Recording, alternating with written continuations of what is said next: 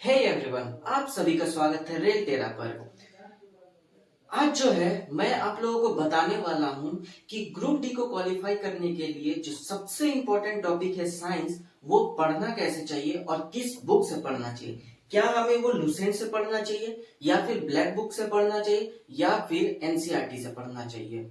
तो आप लोग जानते होंगे और ग्रुप डी या एएलपी टेक्नीशियन का सिलेबस देखे होंगे, तो उसमें आप लोगों को पता है कि रेलवे साफ साफ बोल दिया है कि हम जो क्वेश्चन पूछेंगे वो सीबीएसई पैटर्न में पूछेंगे। मतलब कि सीबीएसई में एनसीईआरटी बुक चलता है, तो वो जो क्वेश्चन पूछेंगे वो एनसीईआरटी से ही पूछेंगे। तो हम लोगों को क्या पढ़ना है, सिर्फ और सिर्फ एनसीईआरटी पढ़ना है। अगर आप लोग एनसीईआरटी को अच्छे से पढ़ लेते हैं तो आपका सिलेक्शन पक्का है। जैसे कि मैंने एनसीईआरटी को बहुत ही अच्छे तरीके से पढ़ा और मेरा ग्रुप डी में 87.87 मार्क आया है। तो अब सबसे बड़ा हम लोगों का क्वेश्चन जो आता है माइंड में कि साइंस जो है एनसीईआरटी से तो पढ़ेंगे, लेकिन पढ़े कैसे। इसमें इतना बड़ा बड़ा स्टेटमेंट दिया हुआ होता है तो समझ ही नहीं आता क्या इंपॉर्टेंट है और क्या इंपॉर्टेंट नहीं है। क्योंकि लुसेंट में तो चलिए हम लोगों को हर चीज बना बनाया मिल जाता है, ये इंपॉर्टेंट है इसको पढ़ लो, लेकिन एनसीईआरटी में तो ऐसा है नहीं। तो आज हम लोग यही सीखेंगे कि एनसीईआरटी से हम लोग कैसे इंपॉर्टेंट क्वेश्चन को अलग करें और किस चीज को हम लोग स्किप करें, जिससे आप लोगों का टाइम बचे। लेकिन हाँ, आपको एनसीईआरटी तो पूरा पूरा पढ़ना ही होगा। अभी एग्जाम में बहुत ज्यादा टाइम है, तो आप लोग पूरा ध्यान देके पूरा टाइम देके अच्छे से साइंस को पढ़ सकते हैं। तो साइंस को बहुत ही अच्छे से पढ़े। अभी मैं आप लोगों को बताऊंगा कि साइंस को पढ़ना कैसे है। अगर आप लोगों के पास साइंस का बुक नहीं है, हाँ, क्लास कौन कौन सा होना चाहिए, सबसे ज्यादा इंपॉर्टेंट है 10, उसके बाद 9 और उसके बाद आप लोग चाहे तो आगे 8 भी पढ़ सकते हैं। सबसे ज्यादा क्वेश्चन रेलवे जो है 9th और 10th से पूछता है, तो 9, 10 को अच्छे से पढ़ ले। जैसे कि हम लोग देखे हैं 2018 और 2019 का जो पेपर हुआ था ग्रुप डी का, उसमें पूरा पूरा साइंस पूछा गया था। 2018 में 9, 10 से पूछा गया था और 2019 वाला जो वैकेंसी था जिसका 2022 में एग्जाम हुआ, उसमें तो 90% क्वेश्चन क्लास 10th के थे और 10% क्वेश्चन ही होंगे जो क्लास 9 से पूछा गया था। तो हमें 9, 10 को बहुत ही अच्छे तरीके से पढ़ना है। तो चलिए देखते हैं कैसे साइंस को पढ़ना है। तो देखिए, साइंस को पढ़ने का सबसे अच्छा तरीका है एनसीईआरटी से। हम लोग सबसे पहले पूरे चैप्टर को एक बार पढ़ लें। जरूरी नहीं है आपको हर एक इम्पोर्टेंट क्वेश्चन पता चलेगा, आप बस पढ़ते जाइए। जैसे कि मैंने यहाँ पर जितना भी इम्पोर्टेंट है सबको अंडरलाइन किया हुआ है। तो आप लोग सबसे पहले इसको पढ़िए और जो जो आपको इम्पोर्टेंट लगता है आप उसको अंडरलाइन कर लीजिए। ठीक है, एक बार कर लिए और बस चैप्टर खत्म हो गया। उसके बाद आप क्या कीजिए, फिर से वो अंडरलाइन जो किए उसको एक बार देख लीजिए। ऐसे पूरा बुक को कंप्लीट कर लीजिए। सबसे पहले क्या कीजिए, इस प्रकार से पूरे बुक को कंप्लीट कर लीजिए। अब क्या कीजिए, एक बार मेरा पूरा 10th का बुक कंप्लीट हो गया।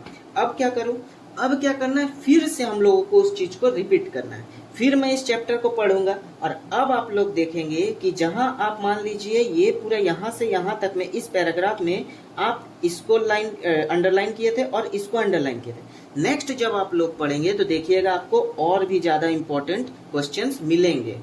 क्यों होता है ऐसा, जब हम लोग फर्स्ट पढ़ते हैं हमें उतना ज्यादा पता नहीं रहता है कैसे पढ़ना है, तो क्या होता है हम सबसे पहले पढ़ के पार हो जाते हैं, उतना ज्यादा इंपॉर्टेंट क्वेश्चन मिलता नहीं। मेरे साथ भी फर्स्ट यही हुआ था।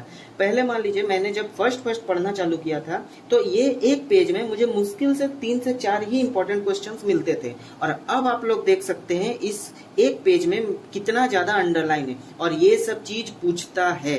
ये सब चीज पूछता है, ये जैसे समीकरण दिया हुआ है, ये जो इक्वेशन दिया हुआ है, ये भी बहुत ज्यादा इंपॉर्टेंट है। कैसे इंपॉर्टेंट है, आपको सेम इक्वेशन नहीं दे देगा। क्या पूछेगा कि जब कार्बन डाइऑक्साइड को ऑक्सीजन के साथ क्लोरोफिल की मदद से सूर्य के प्रकाश में अभिक्रिया कराया जाता है तो हमें क्या प्राप्त होता है। तो आपका ऑप्शन में ग्लूकोज रहेगा, सुक्रोज रहेगा, ऐसे बहुत सारे ऑप्शंस दिया हुआ रहेगा। तो आपको वहां पर क्या टिक करना है, ग्लूकोज। और मान लीजिए अगर ऑक्सीजन भी है, ग्लूकोज और ऑक्सीजन, सुक्रोज और कार्बन डाइऑक्साइड, इस टाइप का कुछ है, तो आपको यहाँ क्या मारना है, ग्लूकोज और ऑक्सीजन। तो ये सब चीज भी बहुत ज्यादा इंपॉर्टेंट है, इसको स्किप मत कीजिएगा।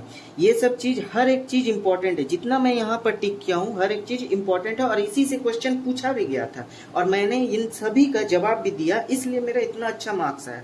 आप भी ऐसे ही पढ़िए, आपका भी बहुत अच्छा मार्क्स आएगा। मैं आप लोगों को बता देता हूँ, अगर आप लोगों को बोरिंग लग रहा है कि क्या बता रहे हैं, ये से इतना बार कौन पढ़ेगा, मैं बता देता हूँ आप लोगों को। मेरे एग्जाम से पहले ये जो मेरा क्लास 10th का बुक है, इसको मैंने टोटल 5 बार रिवाइज किया, 5 बार मैं पढ़ा हूँ, तब जाके मुझे इतने सारे इंपॉर्टेंट क्वेश्चंस मिले हैं। तो ये मत सोचिएगा कि मुझे फर्स्ट में ही इतने सारे क्वेश्चंस मिल जाएंगे, नहीं मिलेंगे, क्योंकि फर्स्ट बार हम लोगों को उतना ज्यादा पता होता नहीं है, बहुत चीज हम लोग स्किप कर देते जल्दी जल्दी चैप्टर खत्म करने के चक्कर में। आप जल्दी कर सकते हैं, लेकिन जल्दी मत कीजिए, आराम से पढ़िए।